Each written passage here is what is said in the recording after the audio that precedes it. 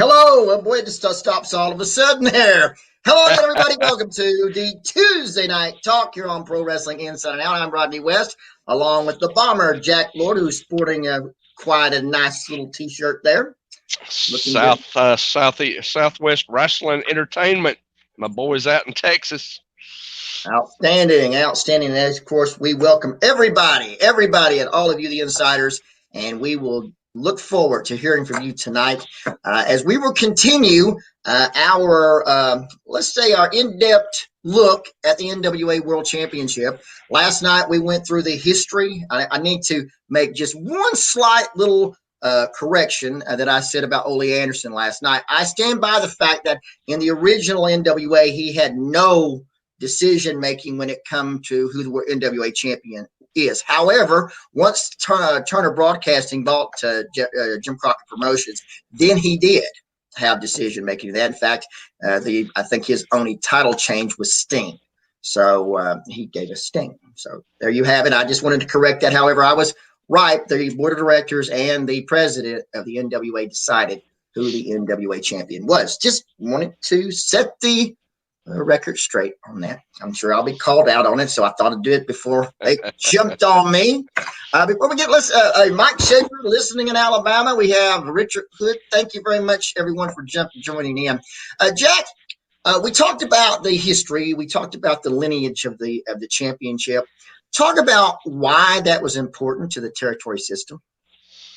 The championship was designed to actually mean something. And when a champion came to town, which was not that often, it was a draw. The title and the man carrying it meant they went hand in hand. They meant something. You know, the champion was a guy that you recognized as being a legitimate champion, and the title, you know, by being so rarely seen, brought a lot of prestige with it. By the process that they used. Flair wrestled when he was champion, and Harley, all of them. You know, you heard about all those title defenses, but you didn't get to see very many of them. So right. That you know that they were all over the world, you know, defending that belt, and you know they laid a great foundation. And but it was also used when they came into those territories as part of ongoing storylines already established. And that was probably one of the key points of, wasn't just the guy coming to town and defending the belt and then leaving. It was almost always used to further other storylines that were going on in that territory at the time, which is very, you know, it was a key part of drawing. You don't just bring something in just to have it. You bring something in to make it mean something. Right. And to establish the fact that this was the ultimate champion. There was nobody above him, and everybody was there to meet the world champion. I mean, I've been to I don't know how many world championship matches. They were always special, and you're right. It is the fact that he wasn't there on a daily or weekly basis, because it would diminish him. It would devalue the champion as being that special event that it was, and we saw last night, 2 out of 3 fall matches, an hour time limit was an event in itself. You didn't really need anything else on the rest of the card. That was the main event for sure. And you think about it, we talked about things that started helping in the local areas, in the territories. Well, think about it. Mr. Wrestling 1 and 2 had their feud in 1974 because of the World Heavyweight Championship. Tim Woods, Mr. Wrestling 1, had to take the mask off or reveal who he was so he could be the wrestle the world champion. And this infuriated Mr. Wrestling 2, so they had a feud over that. We go to later on, we had the feud with the Von Erichs and the Freebirds actually started in the cage with Ric Flair and all over the World Heavyweight Championship. It's always seemed to be the centerpiece. Even though the champion wasn't there, his influence was felt, for no doubt about that. What is one of your memorable situations that took place in the quest for the World Championship? Oh, goodness, there's so many. I loved when Flair came to Georgia. The matches he had with Wahoo McDaniel was always great matches. And of course with Harley and Tommy Rich, I think probably of all that I'm familiar with on a personal level, that was probably one of the biggest deals that I ever saw, because Tommy was hot. Tommy was a top guy, but that elevated him so much higher, in the eyes of the fans, of which I was one of.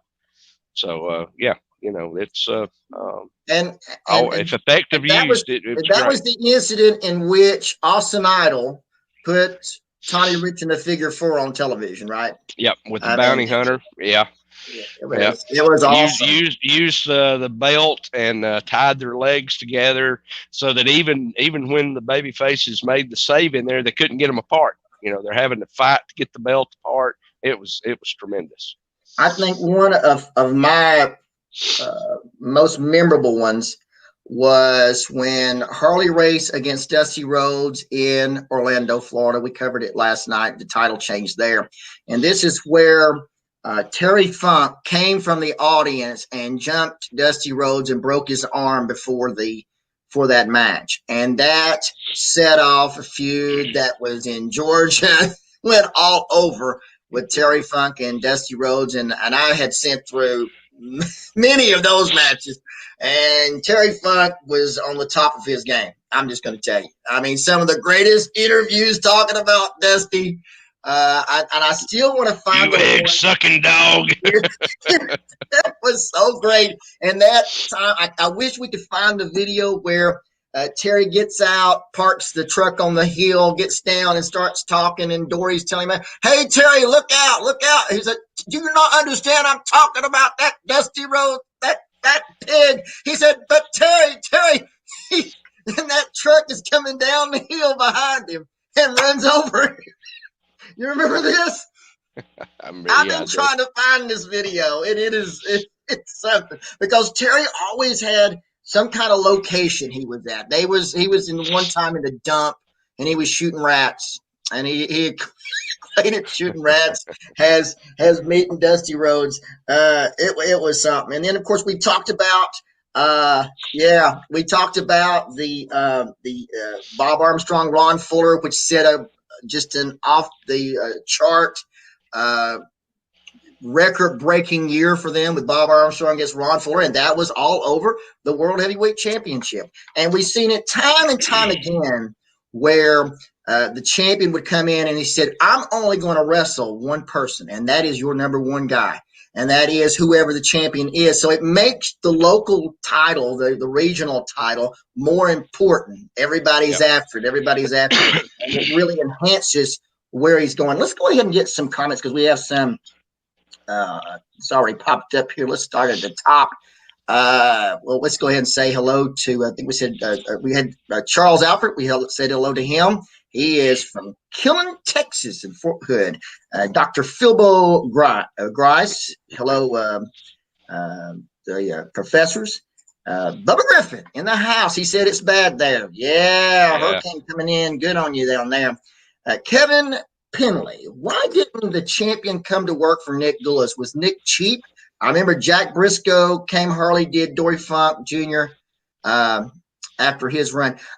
I remember the Harley Race coming to Chattanooga. I remember him being on the front of the program. He didn't work. Well, there was also the famous match between Nick's son and Harley. So. Yeah. Well, he did. He did. From my recollection, he did come there, but there might have been some issues with Harley after that. It could have been. I mean, Michael Thibodeau, the champion, was a star maker. He would help you build a star when it came into your territory. The top territory talent was a babyface, so the champ was usually the heel. Yeah, most of the time. Jack Briscoe was an exception to the rule. But yeah, most of the time, you're exactly right. Stuart Kemp, whoever was the holder of the NWA throughout time, was revered, something you could never say throughout any other title. I think you're right. You know, and don't get me wrong, some of the local or regional belts, state belts were important. At one time, I felt that the Georgia Heavyweight Championship was more coveted than the NWA title, and it's probably because one of my favorites held it, Mr. Wrestling too. Retro Rob, hello all. Hello, Mr. Rob. Always good to see you. The Chief Inspector Clouseau. Yes, we love Steve. And you know that Chief Inspector Jacques Clouseau was Jacques Rougeau's favorite. He thought he was the Pink Panther. Michael Barr, hello, Rodney and Jack. Hello, Mr. Barr. Welcome, welcome, welcome. All right, let's see. Let's go to Kevin. Kevin Penley, I'm a big Terry Funk fan. My eye. Yeah, that was awesome. Terry Funk and Jerry Lawler.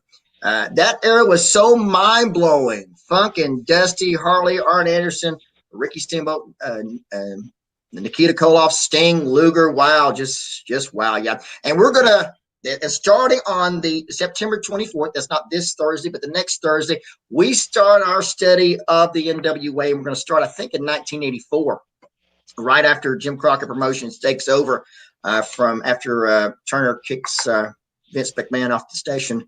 Then we're going to start talking about that starting Thursday, and I think that is September the 24th. Brand new program here on Pro Wrestling Insider. Now we hope every one of you will join us from that. Michael Thibodeau, it made sense in the time of kayfabe not to allow masked champions. How could you be sure the guy being advertised was actually the real deal if their face is what's covered? That's right, and there's always a possibility Nick Goulas would just put his name on it and put him out there as a world champion. There's unscrupulous promoters all over, for no doubt about that. Larry Crooks, hello from Shreveport, Louisiana. Lane Crooks. Lane, do you remember when Ric Flair came to Mid-South and he was going to be going against Ted DiBiase on television that day? And Dick Murdoch had a problem with that and proceeded to run Ted DiBiase's head into the ring post. And I mean, he was all bloodied up. Ted DiBiase was, and he came back and he wrestled with that tape on his head. And the match was just phenomenal between he and Flair. You remember that? I just wanted to say, Dr. Philbo Bryce, Ric Flair came to Dothan once a year when I was a boy. All right. Let's see. Jack, what titles did you win? I'll be honest. Most of the promotions I was in, I was either tag champs there or heavyweight champ at one time or the other. A lot of guys would keep up with all that. That was never important to me. I understood what a championship was from the get-go. It was just part of building storylines really towards the top of the card. And I kept it in that perspective. Yeah, absolutely. Okay, so Lane Crooks, he sure does. He remembers the Murdoch Ted DiBiase. It was quite graphic, especially the way DiBiase hit that post and then slid down the pole. Whew, that blood was going right down the pole. Yeah, it was as he said, it turned Ted back face. And of course, as he said, bloody. Yeah, it was. And it showed kind of that fighting spirit Ted DiBiase had in Georgia when the Freebirds pile drived him repeatedly. If you remember that, what was it, 4 times? And it just showed that spirit was still there. This person here, the unknown, Brent West. Hello from my vacation. Just wanted to say hello. Brent, a lot of people. He is not only on vacation, he is on the balcony right now with a sweet tea. That's right. And Brent, a lot of people were wishing happy birthday last night. Late birthday, but it was a birthday nonetheless. But yeah, tremendous amount. Let's not forget probably one of the biggest one I think I mentioned before, the Von Erichs and the Freebirds.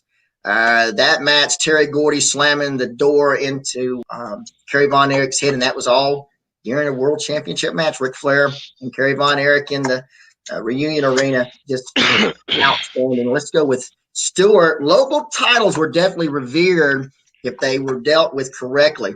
I I was just talking about world belt. Nick Bockwinkel carried the AWA world champion with class. Flair and Race did so with the NWA belt. San Martino carried with the WWF belt as well. Yeah, as far as I'm concerned, other than all the champions we talked about, Nick Bockwinkel probably, without a shadow of a doubt, belong in that list with Flair, Race.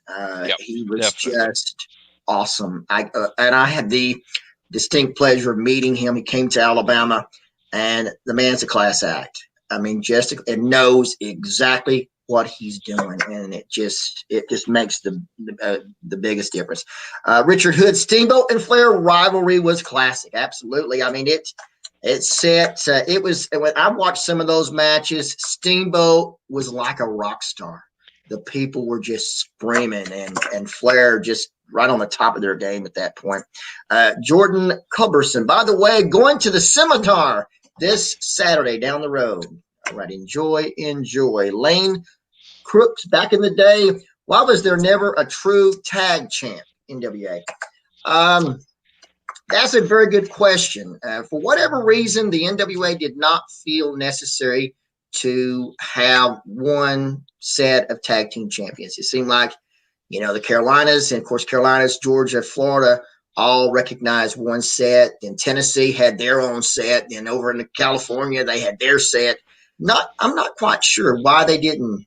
Jack, you? Well, honestly, the world champion satisfied that need. And there wasn't any use of sending three guys on the road all the time when one could pull that off. True. And well, it's like the United States champion too. I was just thinking there was two, but there was more. I just found out that there was one in California as well. Playboy Buddy Rose was the champion then I think his manager was Ken Ramey, actually. How would you rate Vern Gagne as champion? Oh, yeah. It was fantastic. I got to see one of the matches that led to him creating the AWA, I think, with Vern and Luthez. Vern was good. He was great. Vern was great. Vern done what a lot of people did. He stayed too long in the ring, which may have tarnished that image in the end. But legitimacy. Oh, Vern was right there up till the end. Yeah, absolutely. Here we go. Let's go with Mickey Mayfield. Speaking of titles, what was the story with the Western State Heritage Championship? I don't know.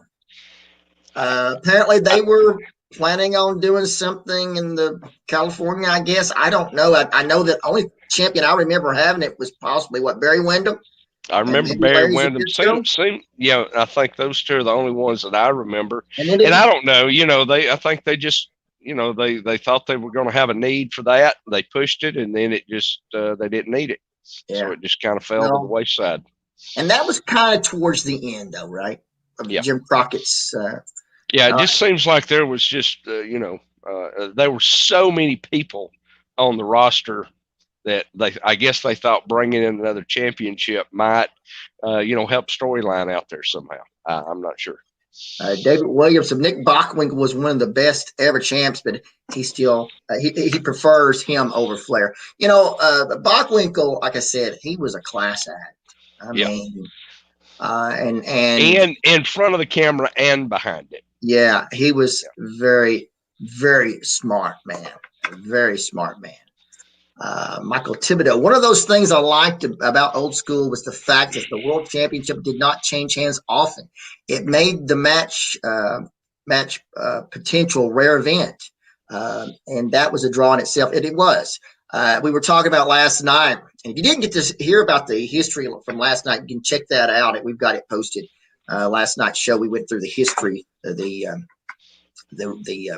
from the first NWA champion all the way to the last one in the continuous championship.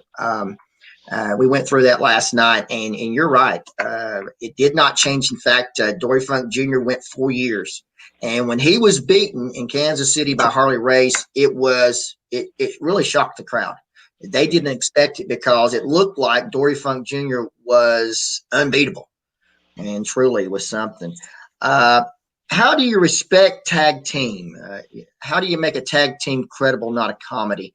Well, first of all, taking it, or my opinion. Well, Jack, let me let you take your. I've been talking a Well, lot. the question itself, you take the comedy part out, you put guys in there that gel together who are an actual tag team. You got, look at the Andersons, look at the Four Horsemen combinations there with Art and Tully, guys like that who were real tag teams. And there's still people like that in the business today. They're just being overshadowed by the comedy aspect that the promotions put on tag team wrestling. And if they're still there. Take that comedy out, and you'll find them. Yeah, I've been saying where the main event tag team wrestlers are. I mean, because we grew up with that. I mean, we grew up Yep. like you were saying with the Andersons and the Funks and the Briscoes and the Interns and well, not the Infernos. I didn't get to see the Infernos, but with Ole and Gene, to me, the best tag team ever. You Yep. had, in Continental, we had Arn Anderson and Jerry Stubbs and Arn Anderson, Dirty White Boy, the Nightmares. They were the tag team, and a good tag team was essential to the package. Always, no matter where I went. We went to Mid-South, it was the same thing. We saw the Condrey and Eaton and the Rock and Roll Express, and then Tennessee was big. I mean, look at all the tag teams that came out of there, and they kind of specialized with the Dirty White Boys and the Grapplers and the Assassins, and let's see, the Bruise Brothers, just great. And I'm with you. I think if there was no comedy, they took it seriously. I think they could make a number one team, but the WWE, they've never focused on the tag teams. Not really. I mean, the Valiant Brothers is about the closest thing to it, but as far as tag teams, they never made a big investment there.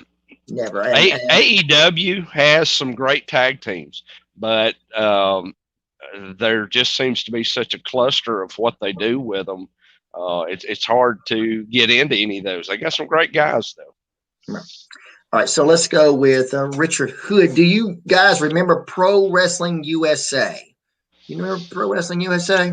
I believe that was the co-promotion that AWA, NWA, and maybe somebody else. Is that the one Sergeant Slaughter was on? I believe so. Okay. All right. So Daniel Lang, Bockwinkel was as a single was great, but he and Ray Stevens as a tag team was incredible. You're right. I saw them. Bobby Heenan. We can't leave out Bobby Heenan. He was the manager of the championship. Oh, yeah. And Ray Stevens is one of those guys. I wish today's generation could see him. He was so great. Absolutely.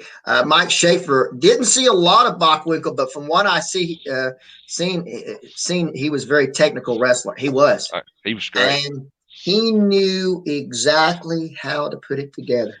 I saw a match with he and Wendell Cooley at the Knoxville Civic Coliseum that would rival any world championship match you've ever been to. It was awesome. Cheryl Weathers Knox. Tommy Weathers' daughter. TV wrestling, then to the Memorial Auditorium every Saturday. Yeah, we loved it. We loved those days. Saturday was a big day. Chris Vick's tag team comedy. WCW made the ding dongs. Were they on drugs? Yes. Yes, they were. And this is what happens when corporate America takes over wrestling business.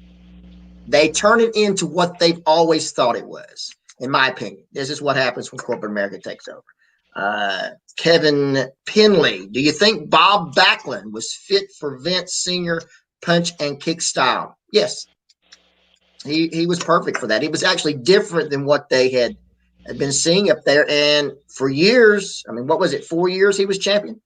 I don't think there was ever a bad Madison Square Garden. I don't think so. Mike Schaefer, Midnight Express. Yeah, tag team. Great team. And then I'm talking about not every version, but most every version. Midnight Express. Michael Houghton. Speaking of old school wrestling in the 80s, you relied on weekly TV with solid support from the magazines, helped you stay current. That was part of the charm. Nothing was on demand like TV today. Your thoughts? Jack? Oh, yeah. Of course, the magazines were 3 to 5 months behind. So if you were in a certain territory, you knew that, but you were keeping up with what was going on where you were at anyway. So that wasn't an issue. But it did keep you in line with what was going on throughout the wrestling world. Bill Apter and all those guys did a fantastic job of kayfabing stories, but still they gave you the meat and potatoes of what was going on all over the world, and they supplied a real need. Exactly. Lane Cook, I think he started to say something and then cut off. Michael Thibodeau, strategy was the name of the game. If you have appeared in a legitimate tag team or single, should keep in mind that you should have an apparent goal to base your psychology on. Absolutely. And that's the one thing I despise tag team wrestling today. They really don't tag in enough, tag in and out enough for my style. If you're a tag team, you would try to keep freshmen in as much as possible, but that's not what they're doing. It's not a competition anymore. It's not an athletic event. It's, I don't know. It's kind of, yeah, I can pick apart tag team wrestling all day. Like baby faces, quit making the save. It makes your partner look weak. It makes me make my head spin. Yesterday you talked about Dusty. Why did anyone build Dusty? Why did anyone build and build Dusty like Vince built Hogan? Well, honestly, Dusty built himself. Dusty was a booker most of the places.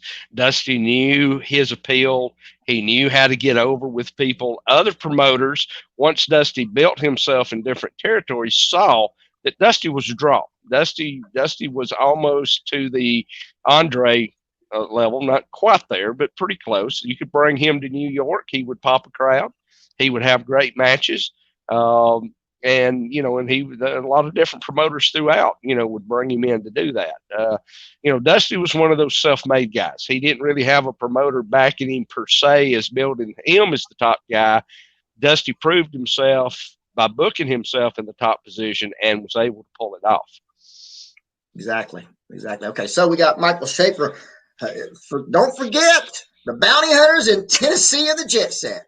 Yeah, the Jet Set. Bobby Eaton, George Goulas.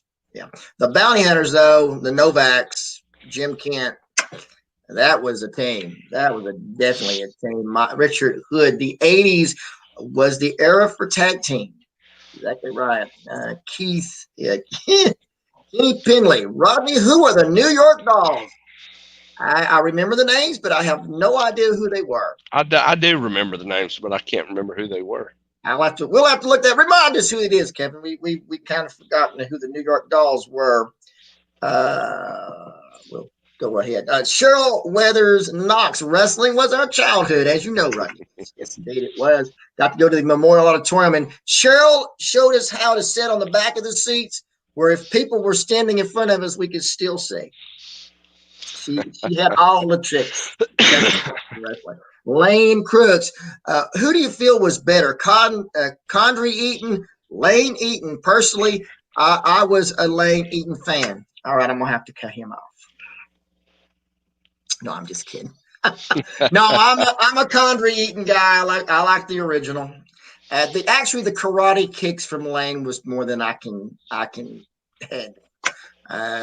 They were just awful.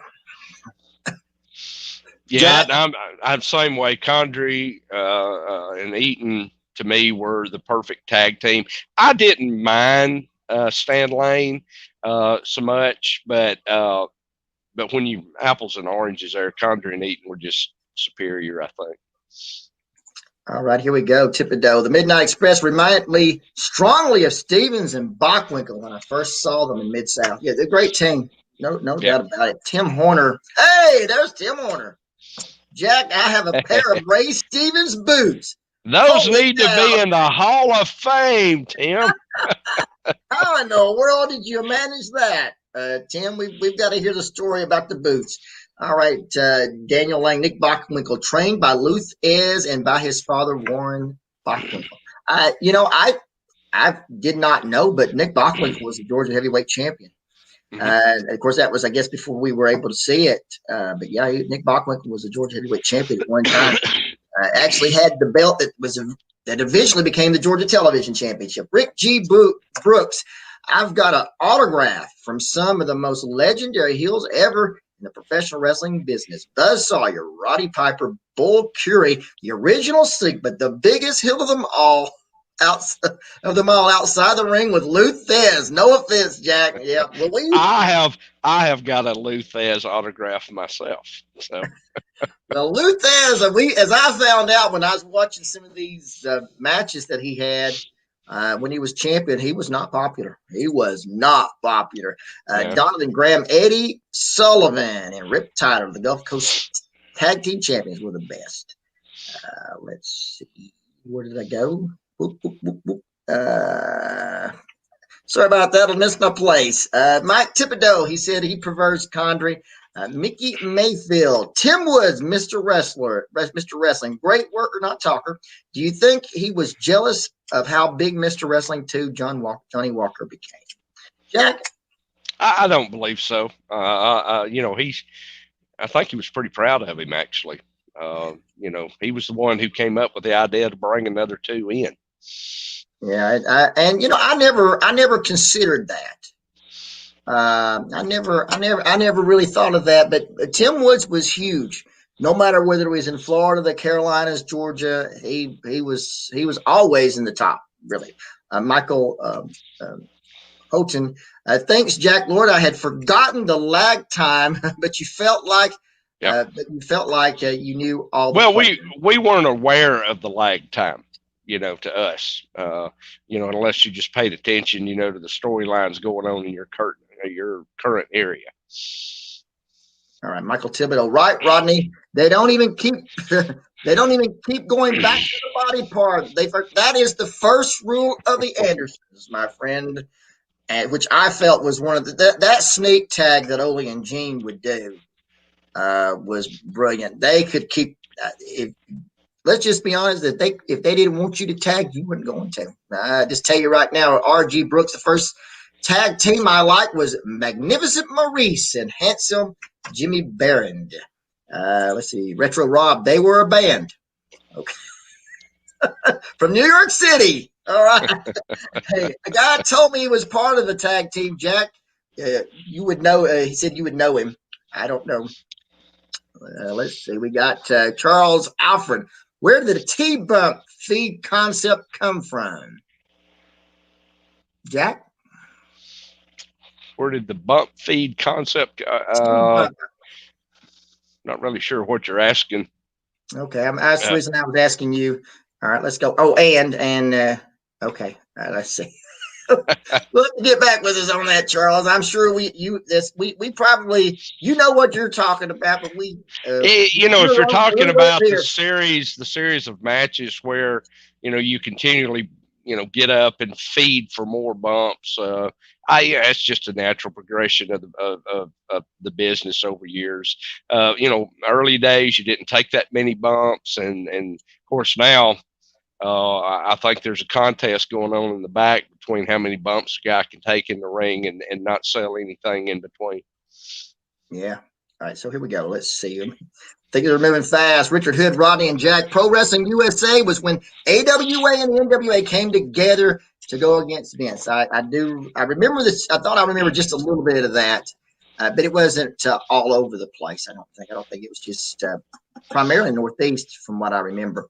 Daryl Glass, what did you think of El Mongo? He was a great cook also. Yeah, El Mongo, I saw him a few times in Georgia Championship Wrestling, but I remember he was absolutely huge with Gunkel when Gunkel was running Georgia. He was a former Georgia champion, but yeah, people liked him. In fact, he was one of the top draws in Georgia. Retro Rob, if I could have met the Sheik, I would want a scar from him. Not he had plenty of them. Probably would have gave you one. I saw a match that I'm convinced came from Chattanooga, Tennessee, from with the Sheik on it. Tom Ernesto Sr. was doing the commentary. Harry wasn't there that day, but I'm almost sure that Brent says it was either Nashville or Birmingham, but I'm sure it was Chattanooga. You might want to look it up. Mike Shaper, Troy Graham, and Rick McGraw, according to Wikipedia. They were talking about the New York Dolls, I believe. Kevin Penley. Jack, do you know Kent Glover? That's who I was referring to. I do know Kent. Great guy. And then Stewart. So on titles, you thoughts on what made the world champions? Look, style, the current day looks like. What the current day looks like. Comments. It was a little bit of both, but mostly it was their ability to wrestle. As far as I was concerned, Harley would he could do you in if he if he wanted to. Flair was more that exuding that confidence of being the beautiful robes. Of course, we all know that Olivia Walker made all of those, and he represented the champion. He really did. And as far as Jack Briscoe, a tremendous wrestler, Terry Funk, what a champion he was, and Dory Funk Jr. And then I saw earlier this week, I saw Buddy Rogers when he was champion. Just class acts, and part of it was the way that the promotions presented them as well. I thought that was the best. The reason that he was the world champion was important. Your thoughts, Jack? Oh, I agree with that. You had to look the part, but you had to be able to wrestle the part too. And, know how to deliver those kind of interviews that would talk people into the building. That was not an easy thing to do. Some guys came by it naturally. I don't know that Flair ever rehearsed an interview. It just seemed to flow out of him, but whatever it took, those guys could do it. And the thing about it is like, as we talked about last night, the NWA champions were groomed to be champions. They were knew that this Ric Flair, we heard in 1978, was going to be world champion. He wasn't champion until 1981, so it took 3 years to get him to that point. Same with the others. Harley Race was champion for 6 months in 73 or so, beating Dory Funk Jr. He wasn't champion again until 76. So they took time to groom them, to get them ready to be champion, to see if they were what they needed, because they had to have somebody that they could depend on and make sure they had great matches, and they showed up. And I don't think, as far as any of those, Terry Funk was the only questionable one, but other than that, they were all pretty decent. As far as current day, there are no world champions. They are company champions. And as I alluded to in one of our critiques of the WWE, there is no number one wrestler in their company, and that is a shame. It's a sad mistake on their part not to recognize at least one of their wrestlers as the number one champion, and to go through all the brands. That's my opinion there. Jack. I agree. Don't really have nothing to add to that part. And the thing about it is that I'm assuming by what I was watching, we're going to do SmackDown here in a minute. From what I saw, they are taking the Universal title as well as and WWE title and making them as somewhat, I guess the next generation of champions from the original WWF championships. What I'm gathering from the graphics that I saw. Let's see here. Let's cover a little bit more of this, and then we'll get to SmackDown. I remember when Race was super tough and dangerous. I thought he looked like a mob enforcer. Jack Alfred. Thanks, Jack. That's what I was referring to. Daniel Lang. Rick McGraw should have retired when he broke his neck. After that was painful to watch. Let's see. Cheryl Weathers. And Cheryl Weathers Knox, tell the peacock outfit that Olivia made for Rick. I don't know if I'll tell it again. My grandmother lived on a farm here in right outside of Chattanooga, and they had peacocks that would run all over. They had 2 of them, and she would collect as they shed their feathers. She would collect them. So Olivia had come up and visited us over the weekend, and went to visit with my grandmother down on the farm. And she had one of these vases that sat in the floor, and they were just packed full of these feathers. And she said, "Oh, my darling, I've got to have them. What do you do with them?" She said, "Oh, I'll just pick them up and collect them. Eventually I have to throw them out." She said, "Oh, no. Miss West, please collect every one you can get. I want them, and I will have Ronnie or Johnny will come by and pick them up. She said, I must have them. I must have them. She said, well, okay, I'll collect them for you. Well, she did, and she made a robe for Ric Flair out of these feathers. She hand sewed each one of these feathers into that robe. Well, in Charlotte, they decided that one day they were on TV, they were going to tear up one of Flair's robes, and it just so happened to be this one, the peacock robe, the one with the peacock feathers that she hand sewed through them. Well, after they did it, Flair called Olivia and wanted her to make him a new robe. She said, she said, you got my measurements. Just go ahead and make me a new robe. She said, they tore up one of my robes that I need one to replace it. And he mentioned which one it was. He said, it was the one with the peacock feathers. And she said, well, okay, I'll go ahead. She said, wait a minute. Which one did you say? She lost her mind. She cussed him for every inch that he could. She said, I don't care if you did pay for it. Those are my robes.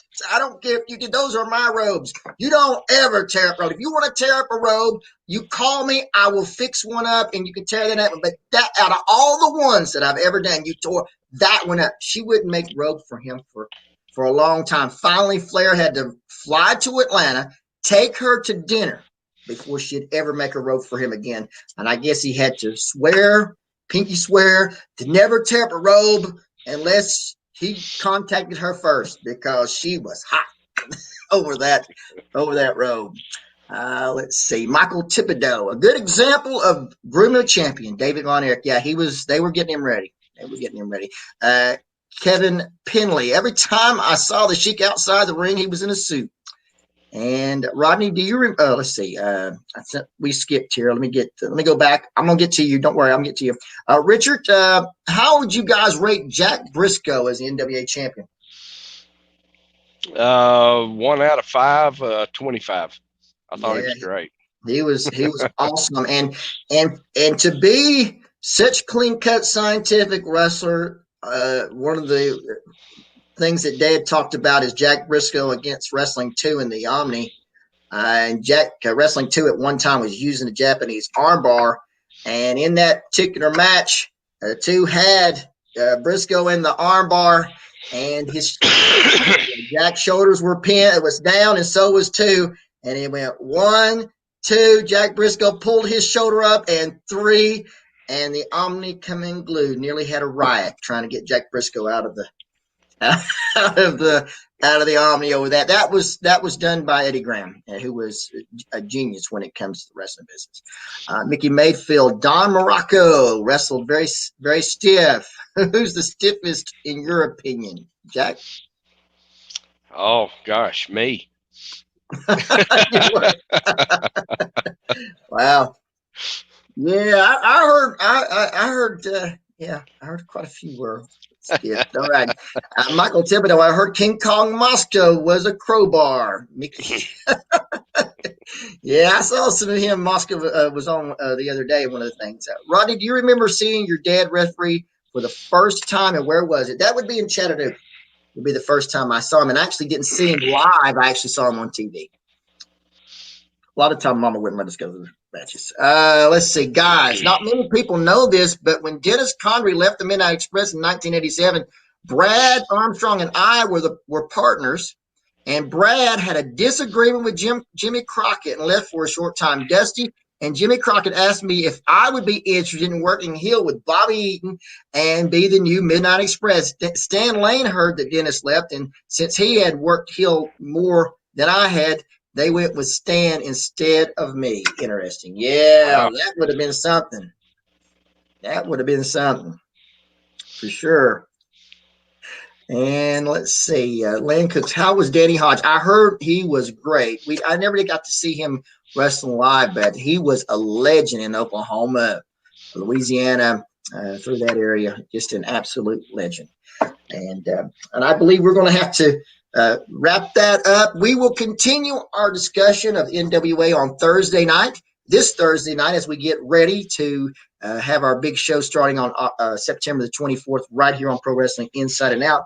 But right now, we have to shift gears Downshift. Oh boy, to talk about the class of the NWA champion, and now we're going to SmackDown. That was last Friday's epic excursion into whatever land you want to call it. We begin the program with a recap of Roman Reigns and Heyman. Just an awesome interview, and they kind of recap everything that's been going on with the payback where Roman Reigns wins the championship and they destroy the ring, and then the last week with Sheamus and the fatal four-way, Sheamus putting Big E, which, as you know, I'm very upset, not because Big E got hurt, it's because they destroyed a perfectly good cake. I'm not happy about that. I am not happy about that at all. In the way we come with the Thunderdome opening, which is just stunning opening. I'll just have to admit that. If you see that and you're not impressed, there's something wrong. You might need a new TV if you don't enjoy that. Anyway, it's and a surprise, someone's walking to the ring right at the beginning of the program, and this time it is the Universal Champion Roman Reigns, or Roman Reigns, whichever you prefer, Paul Heyman, and they do a little bit talking about last week. Paul Heyman is delivering. He is absolutely killing it in this situation with Roman Reigns. In fact, Reigns really doesn't have to talk. In fact, Reigns is perfect in this. He is standing there. Just the look that he has is perfectly goes exactly with what Paul Heyman is talking about. Then, partway through it, after the class of Mr. Reigns and Paul Heyman, we have his supposed opponent, Jey Uso, coming down the aisle. Did you see Jay's entrance to the ring there, Jack? Mm-hmm. Think about this. The class of the champion looked like he was experienced, looked like it was wasn't the first time he had been on TV. Walks down to the ring, calm, cool, and collected. And then you had the guy that looked like he'd just been on TV for the first time, jumping around, coming down the aisle. And this is going to be your main event for a pay-per-view, Clash of Champions. Jey Uso. But anyway, they come to the ring and they talk about their family, and they show pictures of them growing up together. I don't like the family thing, by the way.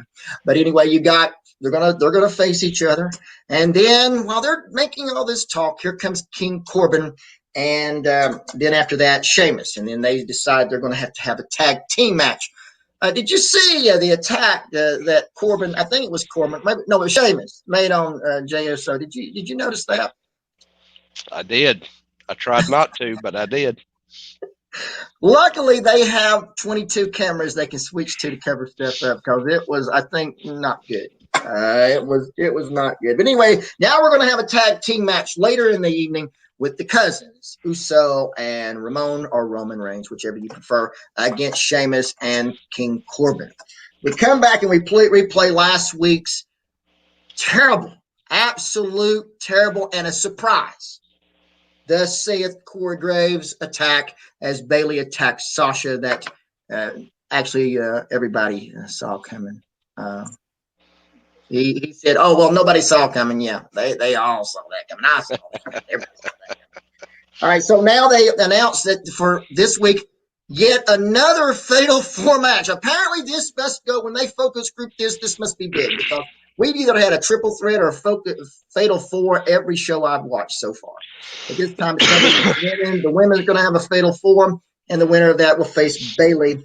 After that, then they announced that on today's program, the Intercontinental Championship is going to be on the line. It's Jeff Hardy against AJ Styles, and then Mr. Sammy Rain. Was it Rain? Sammy. I missed his. I always get his name is Zayn. Sami Zayn. Sami Zayn. Yeah. Yeah, he's in the control room messing with the control room, pushes the wrong button as they go off complaining. They should put that up there. I'm the real Intercontinental Champion. I said, okay. And so we moved on. They come back, and of course they're covering that Connor's Care, which is a very worthwhile endeavor, of which they're trying to raise money for pediatric cancer. Just a tremendously worthwhile fundraising campaign for children. And then we had our first match, Intercontinental Championship. And I think, as I estimated, the first match was some about 16 minutes into the show before they had the first match. It was the Intercontinental Championship. Jeff Hardy against AJ Styles. They replayed from the last time they met 2 weeks ago, in which AJ Styles hurt Jeff Hardy's leg. Of course, he gets a brace, hits him in the head with the brace. He becomes Intercontinental Champion. During the intro, Sami Zayn decides that he must come out and make sure everybody understands he's the real Intercontinental Champion. And then here comes Adam Pearce to run him off. And whatever reason, I could hear Adam very good. He didn't have a microphone or anything. They have got that thing mic'd good to be able to pick that up. Did you catch that? I did. I think Adam does a great job on there. He does, and he doesn't overdo it. He really doesn't overdo it. I'm with you on that. Then we come back, and Reigns and Uso are back there having a conversation. I've decided that this show has went from what I call gorgeous ladies of wrestling. Now it has went down to roller derby. So we're at roller derby. If they're sitting there talking, and Uso's up here doing all this, and Reigns is sitting in the chair, just kind of yeah. So anyway, it's Hardy in the end of the match. They have the match with Hardy and AJ Styles. And in that match, Sami Zayn comes back. He interferes in the match. No real winner. Tremendous match up to that point, I have to say. Did you see the match, Jack? Pretty decent match until we had to have the interference. I give them one interference per show, and they made it right there. One interference. Then Sami kicks him in the corner. It was a slap kick, by the way. He caught Zayn catches him with a slap kick in the corner. And then, of course, as Jeff Hardy was going back, and for whatever reason, I'm kind of wondering, why are they following him back? And then he collapses. I should have known something was going to happen. If they stick with you too long, something's about to happen. You need to be careful. You might say, "Cameraman, get away from me. Something's about to happen," because they're still having it. All right, then they recap the upcoming inter brand challenge thing between the Raw Tag Team Champions and the SmackDown Tag Team. So they recap that, and then we have the interview. They're in with the SmackDown Tag Team Champions, Nakamura and Cesaro, right? Cesaro.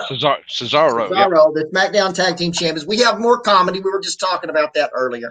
Tag team, all comedy, all the time. This is not something that you're ever going to draw a main event. This is not a headlining. It's just comic relief, I guess. But anyway, they're there to take over the SmackDown Tag Team Champions. I'm talking about the Street Profits, to take over their lounge, the Championship Lounge. It was funny. It was entertaining. It was funny. But again, does it really make you want to see the match on Raw or this past Monday night? I say no. It was not serious. Absolutely not serious. Anyway, it's the Lucha House Party, and I believe they have wrestled the same people. I'm talking about the SmackDown Tag Team Champions, Nakamura and Cesaro. This is our third week, and I think they've wrestled each other this is the third week. However, this time up on the screen comes the Providence having a party in their MVP lounge, and their championship lounge, distracting them, letting the Lucha House Party beat them 1, 2, 3. Right in the middle. I mean, just rolled him right up, just 1, 2, 3. And they're excited about this. And of course, in the end, the Lucha House Party's in with the Prophets, and then they're doing their whole party thing. There we go. By the way, I have been challenged, and we're going to talk about the challenge come Thursday. I've been challenged, by the way, about the WWE. All right, then of course they were talking about the upcoming champions versus champion. The camera shots just too much for me. I mean, it's constant changing. I think makes you miss more than what they're trying to cover up, as far as I'm concerned.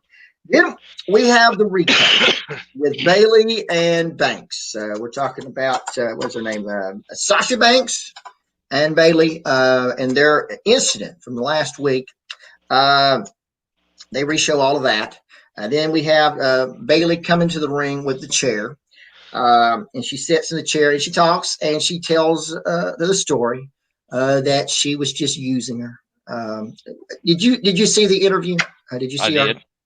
promo? This promo with these people. Interviews what they did back then and promo. What did you think? I thought it was fairly well done. My question is, and I thought she was excellent in this. I mean, I'm with you. I thought she hit the right tone and everything. Yep. And in fact, as I've said on this program before, when we were viewing it, I always think the women should have their own show. I mean, have their own thing that they're featured predominantly. And I thought she was excellent in it. However, my point is that for me, Sasha deserved what she got. She deserved it because it was just which one was going to do it first. It is just, and it's just what they're missing in their booking and their whatever they're trying to put together. It kind of confuses because it's either or. And every week we're seeing somebody turned on somebody every week. We're seeing the Lucha House Party. We're about to see one of them. It's possibility that, it's just very, I just felt like I'm with Bailey. You got what you deserved. And that was just my point, my point. And I guess that is the point. They write it to where you pick your side, whichever one you want to go with.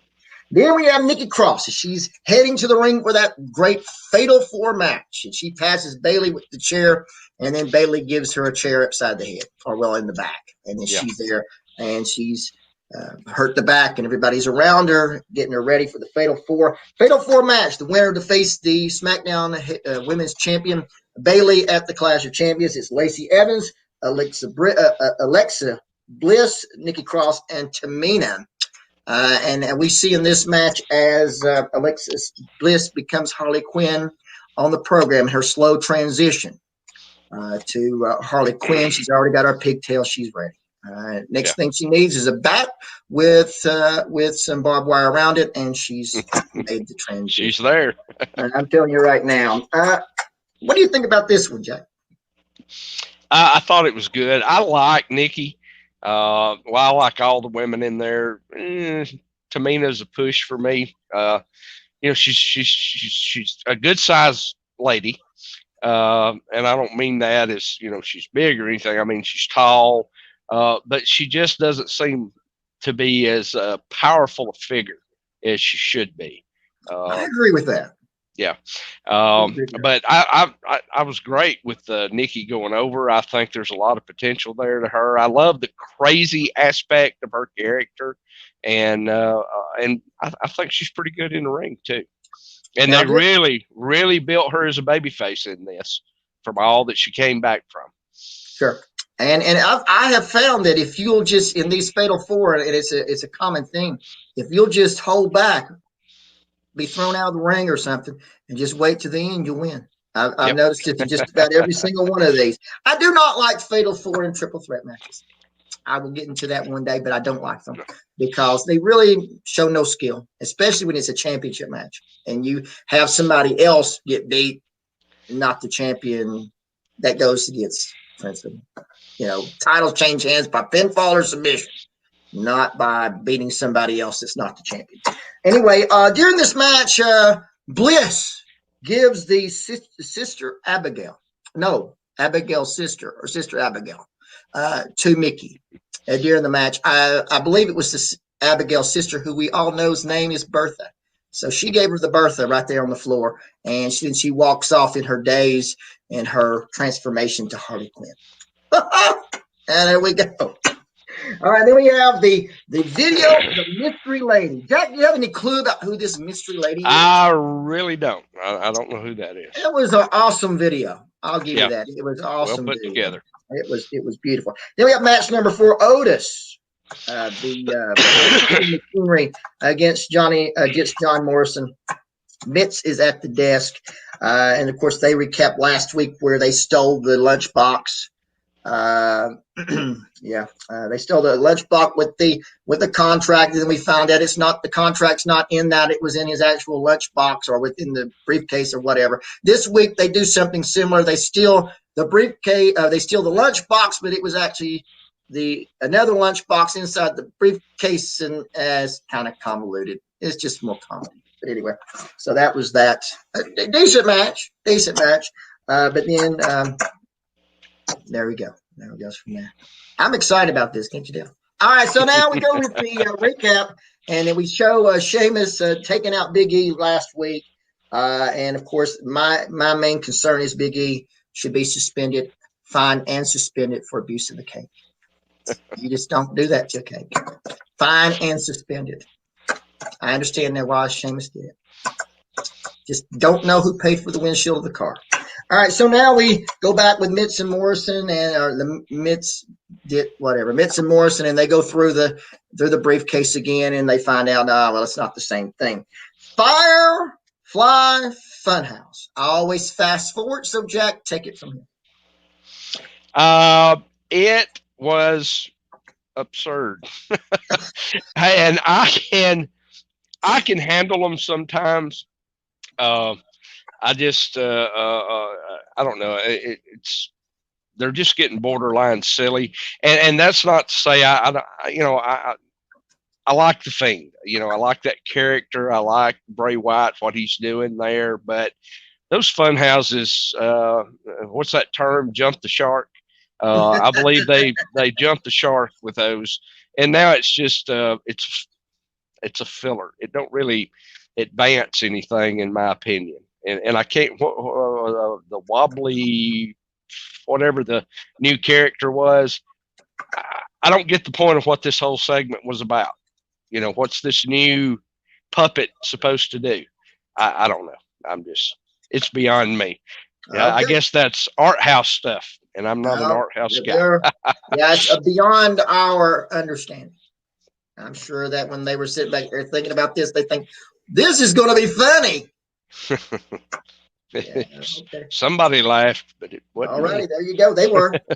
We come with the final match of the evening. It's Sheamus and King Corbin against Jey Uso and Roman Reigns. And, of course, they come out one at a time. And then it's just Jey Uso by himself to the very end. Roman Reigns comes out. He makes as Uso's about ready to finish everybody else, he makes the tag. And this is almost the exact same thing that was done in the match, I believe, with the women last week.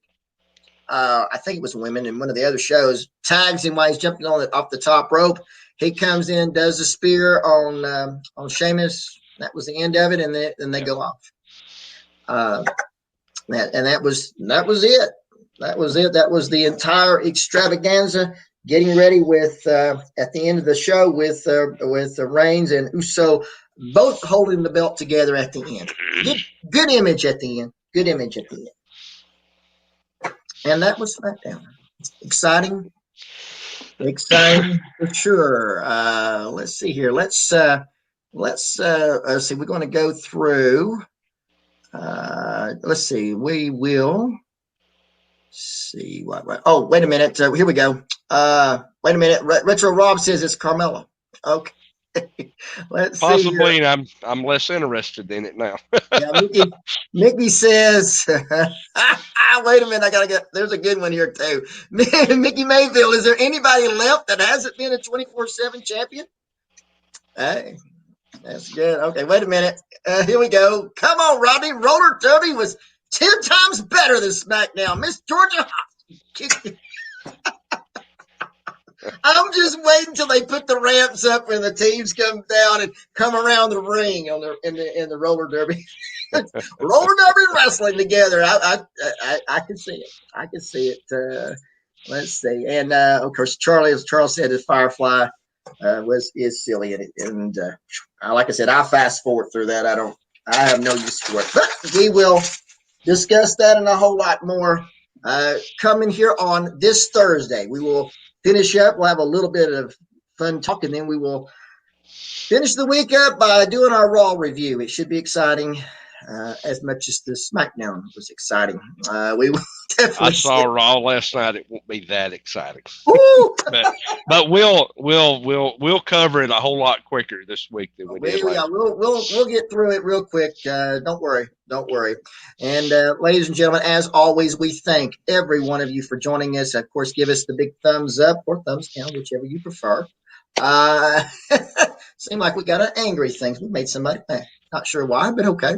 But anyway, ladies and gentlemen, as always, we thank you. Give us the thumbs up and share and like and tell everybody about us.